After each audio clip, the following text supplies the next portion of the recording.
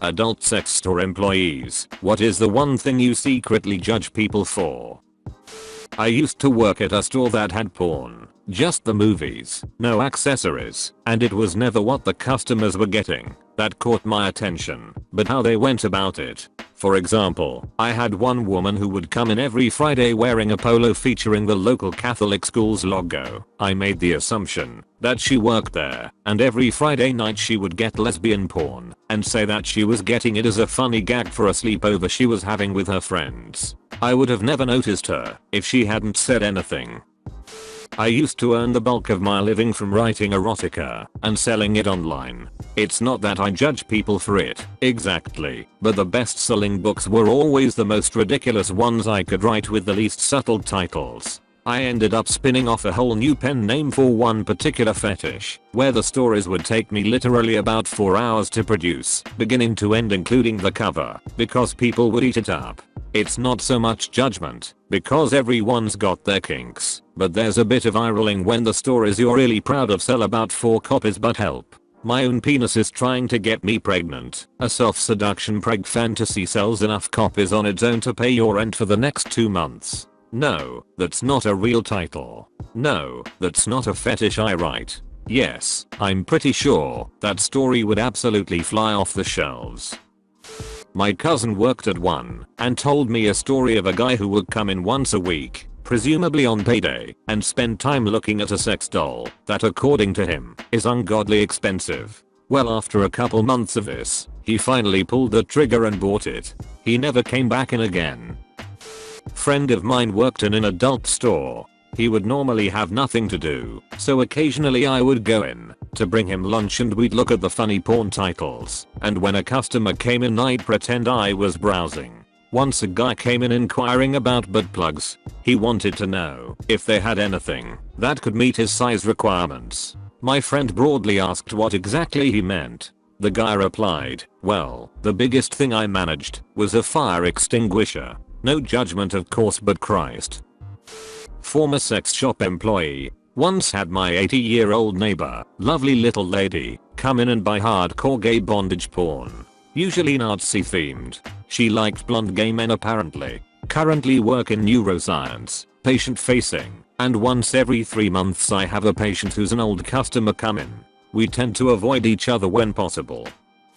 I don't judge this one, but I do wonder if people buying sounding rods really know what they're getting into. If that's your thing, then go and do your sweet thing, but if it's like a stupid dare, which happens, please be careful. The one thing I do slightly judge is people who buy the gross jelly vibrators that are made out of garbage, but we have to sell them as novelties. We advise every customer against them if you're actually going to use them inside of your body. We offer decent silicone vibrators for maybe $10 more. You would think that people would spend an extra $10 to avoid infections, but oh no, the sparkly jelly one is just fine because it's pretty and gets the job done. No it won't, because it's battery powered, which isn't very powerful, and there's no way to clean something that's porous, but sure, take the sparkly one. Also, if vibrators aren't always your cup of tea, try a Satisfier, and if you like that, upgrade to a womanizer. Vibration is great, but air stimulation, suction like clitoral stimulation, is another level. Womanizer has an internal with external option as well. Not an employee, but roughly a decade and a half ago, a buddy of mine was turning 18 and my friends and I decided we needed an adult gag gift for his party. So we went to the nearest sex shop and started looking for the perfect gift to embarrass him with. Eventually, we found it, a fatty patty blow-up doll. It had the fattest, ugliest lingerie-clad older woman on the box. Absolutely revolting. And we knew we had to buy it. Thing is, all my friends chickened out at this point. No one wanted to take it to the register. So I took the box and went by myself while they lingered near the entrance, disassociating themselves with me and my new purchase. I set the box on the counter and the young lady at the register's eyes almost popped out of her head. I laughed and told her that's exactly the reaction I was hoping to get. I pointed out my friends, who were desperately trying to avoid eye contact, and told her we are buying it for an 18th birthday party. She said we must really like the guy to brave a sex shop purchase like this. By the way, our friend, upon opening his gift, screamed and threw it across the room. He refused to touch it. Someone blew it up, and it was bounced around the party for a while. At one point, it randomly disappeared, and we didn't find it again that night. Maybe a month later, I found it hidden in the closet of one of my friend's bedrooms. I guess he decided to take advantage of our friend's lack of interest in the doll and take it home. For the record, it was a very low quality balloon in the vague shape of a human. Thankfully, it looked nothing like the advertisements on the box. Not judgmental, but more of being a bro. I worked for Blockbuster Video back in mid-90s and would always get questions about movies and such, but one question I would hear often would be the hushed question, do you guys have any porn? Me knowing what the competition carried, I would say sorry, man. Blockbuster is a family-oriented business, and while I could point out a few good movies that have some tea in the scenes, it's not what you are looking for. But I tell you what, go down the street to video store name and tell them my name from Blockbuster sent you, and they will be glad to help you out. I actually had a few guys come back to tell me they were happy with the selections of the other store, but would come back to Blockbuster for their family movies.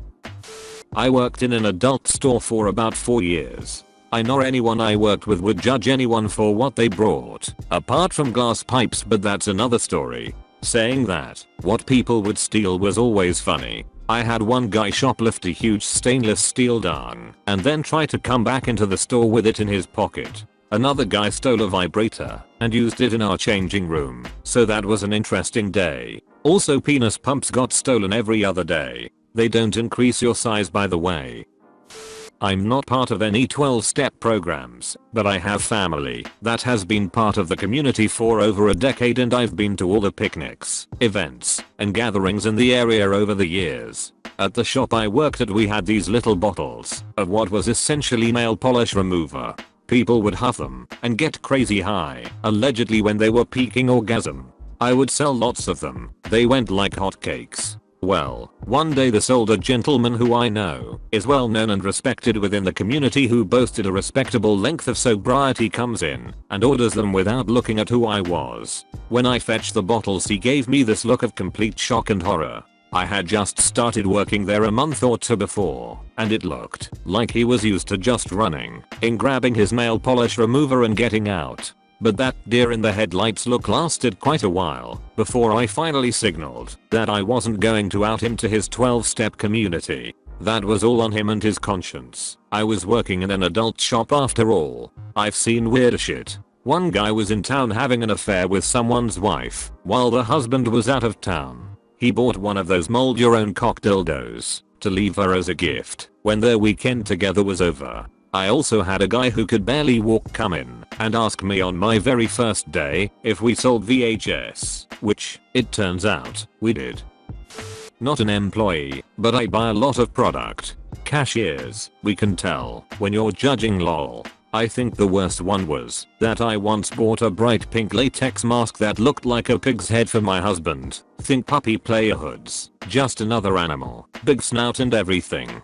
The cashier looked at me for the longest time and then told me she really didn't think anyone would ever actually buy it. I also used to write erotica for a living, and I don't judge per se because I'm too weird myself to be doing that. But one guy once asked me to write him a short story about blueberryfication. After asking him for details and covertly trying to figure out what the hell that was, I learned that it's a fetish for, specifically, what happened to Violet after chewing the dinner gum in Willy Wonka. I'll never be able to forget about that one.